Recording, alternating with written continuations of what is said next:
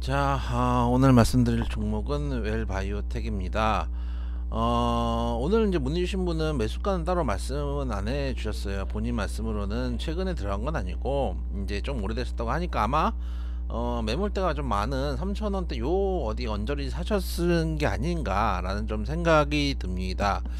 어제 상한가를 들어갔습니다. 어제 상한가 들어간 이유를 보니까 어제 자회사를 매각을 했네요. 자회사 매각 결정이 나오면서 상한가에 들어갔고, 오늘은 이제 16%까지 갭 상승을 했다가 11%네요.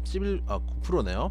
9%까지 갭 상승을 했다가 그 다음에 음봉이 나오면서 두드려 맞은 상황입니다. 그러다 보니까 이제 뭐 말씀으로는 그렇습니다. 이제 내가 산 가격하고 많이 차이가 나기 때문에 일단 가지고 있었는데 이거 더 가져가도 되느냐, 뭐 크게 문제가 생기느냐, 이런 이제 질문들을 해주셔서 말씀을 좀 드릴 겸 오늘은 웰바이오텍을 좀 말씀드리려고 합니다. 저희 이제 광고, 항상 저희는 오전, 저하고 이제 김상현 전문가죠. 고지 간종목팀은 오전 11시부터 12시까지 이데일리 TV에서 매일 경제방송 여러분들과 만나고 있는 전문가들의 팀입니다. 제가 이렇게 영상을 만들어 드리는데, 혹은 이제 영상이 아니더라도 종목 상담을 해주시고 싶은 분들은, 시청하고 싶다 하시는 분들은 하단의 링크를 타고 오시면 무료 텔레그램 방이 있다 라는 말씀을 좀 드리도록 하고, 저희가 이제 방송 중에 문자로 들어오거나 전화 상담도 하거든요. 그런 것들에서 저희가 종목들을 뽑을 때도 있으니까 그런 걸 참조해서 여러가지 채널이 열려 있습니다. 그 말씀을 좀 드리도록 하고요. 일단 그래서 이제 장대 양봉이 나오고 그 다음에 장대 음봉이 나왔는데, 문제는 이제 양봉이 나왔을 때보다 음봉이 나왔을 때 거래량이 더 큰 거는 정말 문제입니다. 거래량이 더 작아야 되는데 더 크게 나온 것들은 문제고, 소위 말해서 이제 거래량 터진 음봉이 돼버린 거죠. 그런 측면 때문에 이제 걱정을 할 수밖에 없는 부분이 있고, 이게 일단은 코스피 종목입니다. 만약에 코스닥 종목이었으면은 관리 종목이 들어갈 가능성도 있었는데, 일단은 4개년 연속 영업이익 적자가 나오고 있습니다. 근데 이제 연결이 아니라 별도로 보면은 사실은 이제 18년도에 영업이익 흑자가 있긴 있습니다. 근데 만약에 올해까지 일단 영업이익 적자가 나오면 코스닥이었으면 관리 종목이 들어가는데, 코스피는 이제 4개년도 영업이익 적자가 나온다고 이제 관리 종목이 들어가진 않거든요. 그래서 관리 종목에 일단 영업이익 적자로 관리 종목에 들어가진 않고, 그 다음에 이제 문제가 되는 게 자본 잠식이 하나 있습니다. 요걸 이제 가장 걱정을 하죠. 그래서 여러분들 이렇게 자본 잠식도 좀 얘기를 드릴 겸 이제 계산을 좀 한번 해보려고 하는데, 일단 자본 총계가, 자본 잠식은 일단 자본 총계가 자본금보다 작은 상태를 자본 잠식이라고 보시면 됩니다. 이제 재산 다 팔아먹고 이제 기존에 있는 이제 갖고 있어야 될 기존, 이제 소위 말해서 이제 처음 기초돈이죠. 그 자본금까지 까먹게 되면은 이제 회사가 위험에 처하게 되니까 자본금 깎아먹지 말아라 라는 측면에서 이제 이렇게 자본 잠식은 이제 우리가 상패 사유로 정해져 있고, 코스피 같은 경우는 자본금이 50% 이상 잠식이 된 경우에는 관리 종목에 들어가고, 50% 잠식 써드릴까요? 일단은 코스피 50% 이상 자본 잠식이면은 관리 종목, 그리고 이 50% 이상이 2년 연속 혹은 오거 전액 자본 잠식이면은 상패입니다. 상패라는 말만 들어도 엄청나게 떨립니다. 그렇죠? 그래서 자본 잠식을 여러분들 계산을 조금 이제 시간 될 때 해보시면 좋은데, 제일 좋은 거는 뭐냐면은 이렇게 실적이 안 좋은 종목을 안 하시는 게 제일 좋죠. 솔직히 말씀드리면 저는 기본적으로 실적이 없는 종목들 안 하는 편입니다. 안 하는 편이 아니라 안 합니다. 하루 이틀 단기로 단타 칠 거 아니면은, 그것도 적다가 좀 나는 게 아니라 이런 식으로 막 시뻘건 종목들은 안 하거든요. 옛날 제약바이오 한참 이제 좋을 때나 좀 했는데, 일단 수식부터 말씀을 드리면, 일단 자본금에서 자본 총액을 뺍니다. 그걸 뺀 다음에 자본금으로 나누시고 다음 차 있을까요? 자본금으로 나누시고 그 다음에 곱하기 100을 하면 대충 이제 퍼센테이지가 나옵니다. 그럼 재무제표를 한번 살펴보도록 하겠습니다. 일단 올해 재무제표를 보면 올해 3분기까지 일단 재무제표가 나왔죠. 보면은 잘 안 보이시겠지만 제가 대충 읽어드리면은 현재 자본금이 293억 정도 되고 자본 총계가 410억입니다. 자본 잠시 상태는 아니죠. 근데 작년을 보면은 작년에 자본금이 226억. 근데 226억이었다가 지금 자본금 293억이라는 얘기는 그 증자들을 했다는 얘기죠. 유증을 했겠죠. 그렇게 돼 있고 자본 총계가 193억입니다. 이런 상황이었고, 그러면 결국은 작년에는 자본 총계가 자본금보다 작으니까 자본 잠식이었겠죠. 그럼 자본 잠식률을 대충 보면은 제가 엑셀로 한번 보실 수 있게 그리면은 작년 걸 볼게요. 지금 올해는 일단 자본 잠식이 아니니까 작년 걸 보면은 일단 가로를 치고 어렵습니다. 요즘 컴퓨터 쓰는 게 자본금을 복사를 합니다. 복사를 하고 뺍니다. 똑같이 자본 총계를 빼주겠습니다.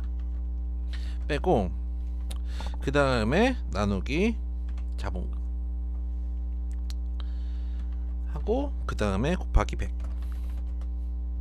하면은 에러가 납니다. 왜냐면은 점을 찍어서 그런 것 같아요. 점을 이렇게 하나씩 쓰는 것보다는 복사해서 점을 지우는 게 효율적이지 않는가, 그런 생각이 14.56% 정도의 자본 잠식률이 나옵니다. 그러니까 50% 안 되죠. 50% 안 되는데 그럼 올해는 걱정 없는 거 아니냐, 3분기까지 일단은 그 자본 잠식 상태가 안 되니까. 그래서 제가 작년 이제 3분기 그 재무제표를 봤습니다. 작년 3분기 재무제표를 보면은 이 작년 거거든요. 작년에도 보면은 자본금이 225억이고 자본 총계가 483억입니다. 처음에 작년에도 3분기까지는 괜찮았던 상황이었어요. 근데 통상 대부분 회사들이 4분기 이제 막판에 다 이제 그 대손을 떨거나 이제 비용들을 떨궈내는 경우도 있거든요. 그래서 결손 처리하는 경우도 있기 때문에 4분기에 이제 결손 처리를 많이 하는데, 어제 같은 경우도 보면은 돈이 200억이 들어오는구나 라고 생각했다가 잠깐 있어봐, 생각해보니까 그러면 회사에 문제가 있으니까 급하게 자회사를 파는 게 아니겠는가. 작년에도 보면은 3분기까지 멀쩡했다가 4분기에 자본 잠식 상태에 들어가니까 이제 덜컥 겁이 나는 거죠. 혹여나 이 상황이 돼버리면은 설마 이까지는 가지 않을 테고 이 상황만 돼도 관종이 돼버리잖아요. 그렇기 때문에 이제 음봉이 크게 나온 게 아닌가라고 생각이 돼요. 일단 저는 그렇게 생각합니다. 일단 단기적으로 이 종목 일단 빠르게 처분해야 되거든요. 빠르게 처분을 하는 거는 두말할 나위가 없는데, 언제까지 들고 갈 수 있느냐라고 따지면은 물론 이제 내년 실적 나올 때까지 들고 갈 수 있는 부분도 있겠지만은 그 전에 사실 문제가 터지는 경우들도 왕왕 있거든요. 그래서 오늘 일단 음봉이 나왔고 맞았기 때문에 최소한 지켜줘야 될 라인은 이쪽에 거래량이 나왔던 매물대는 지켜줘야 됩니다. 그게 이제 기술적으로도 61선 인근이기 때문에 요 구간 정도는 지켜주지 않으면 일단 정리해야 됩니다. 그게 손실이 얼마가 나던간. 왜냐면은 결과전적으로 이 자리도 못 지켜주면 어떤 결과가 되냐면은, 어제 양봉은 누군가는 이제 이 양봉을 만들어냈을 거 아니에요. 상한가까지 들어간 이 양봉을 만들어냈을 텐데, 어제 보면 거래량이 전일 대비해서 엄청나게 많이 터졌거든요. 퍼센트 터졌나 보면은 한 690%니까 700%, 한 7배 정도 터졌다는 얘기예요. 그 전일보다. 그렇기 때문에 그 전전일도 원래 있던 거래량보다 많이 터졌습니다. 그렇기 때문에 누군가 아시는 분들이 본인들 물량을 털어내려고 상한가에 밀어넣은 걸 수도 있어요. 그렇게 따진다면은 일단 지켜줘야 될 자리가 깨진다면은 단기적으로 빠져나오셔야 된다고 생각을 하고, 그런 측면에서 아까 말씀드렸던 매물대 가격이 한 1,700원 정도 되거든요. 그렇기 때문에 일단 손절가 1,700원 가져가셔야 됩니다. 이거 깨지면은 아까 말씀드렸다시피 본인들 탈출하려고 들어 올린 것밖에 안 됩니다. 둘째, 만약에 이 공간에서 만약에 음봉이 나왔지만은 이 1,700원대를 깨지 않고 살짝 갭은 메꿔줬다가, 이 갭은 메꿔줄 수 있죠. 왜냐하면 27일날 월요일날 갭상승을 했으니까 갭을 한번 메꿔주고 다시 한번 양봉을 내줄 수가 있습니다. 그러면 양음양 패턴이 되거든요. 이렇게 다시 한번 양봉이 나와주면 단기적으로 한 2-3일 어쨌든가 오늘 이제 28일이고 내일 하고 모레 하면 올해장이 끝나잖아요. 31일은 장 안 엽니다. 그리고 최소한 이제 만약에 이제 이게 단기적으로 올라오려면 내일 양봉이 크게 나오거나 여기서 최소한 브레이크가 나오고 그 다음날 이 30일에는 양봉이 크게 나와줘야 됩니다. 거래량도 꽤 치는 상태에서 양봉이 나와주지 않으면은 이게 옆으로 밀리기 시작하면은 어려워지거든요. 그래서 손절가는 1,700원이고 적어도 20 9일 내일이죠. 29일 내지 30일까지 거래량이 실린 양봉, 꼭 이게 상한가는 아니어도 상관없어. 양봉이 떠줘서 추세 전환을 해주지 않으면 최소한 이때는 비중 축소 50%는 해야 됩니다. 일단 리스크 관리는 해주고 가야 되는 게 맞습니다. 그래서 다시 한번 말씀을 드리면 손절가 1,700원, 그리고 이틀 안에 거래량 실린 양봉이 떠주지 않는다. 거래량이 실렸다는 최소한 VI 한 번 정도는 걸려도 되겠죠.